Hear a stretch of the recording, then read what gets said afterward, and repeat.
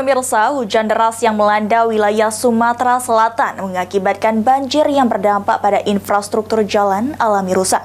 Dinas PUBM Sumatera Selatan segera melakukan perbaikan jalan yang rusak dengan memakai anggaran rehabilitas jalan. Sekjen PUBM Sumatera Selatan Ridwan mengatakan, bencana banjir di Sumatera Selatan mengakibatkan beberapa infrastruktur jalan yang rusak. Dari data tinjauan yang masuk ke Dinas PUBM Sumatera Selatan, ada beberapa jalan rusak akibat banjir, seperti Muratara, Nusi Banyuasin, dan Lahat yang perlu segera diperbaiki. Oleh karena itu, sarana transportasi antar wilayah yang berdampak pada perekonomian masyarakat akan cepat ditangani tanpa menunggu lama. Dikarenakan kerusakan ini akibat bencana yang perlu penanganan khusus, maka nantinya akan memakai anggaran rehabilitasi atau anggaran pemeliharaan dan secepatnya akan dikerjakan karena itu masuk skala prioritas.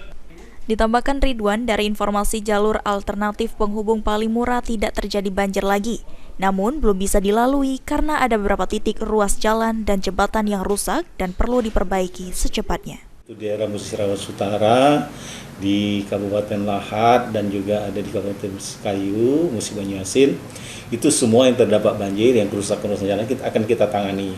Kita ada dua tipe kegiatan penanganan. Yang pertama rehabilitasi jalan. Rehabilitasi jalan itu ada juga di situ perbaikan jalan akibat bencana. Kedua, pemeliharaan berkala. Pemeliharaan berkala ini kita ada anggarannya untuk pemeliharaan jalan provinsi yang rusak. Nah, nanti kita walaupun misalnya STA-nya sudah kita tentukan, bisa kita relokasi, bisa kita tinjau ulang kepada titik-titik yang rusak. Ketiga, ada kegiatan pemeliharaan rutin jalan dan jembatan.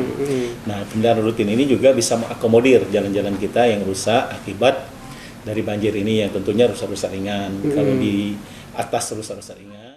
Aji Delia, PAL TV.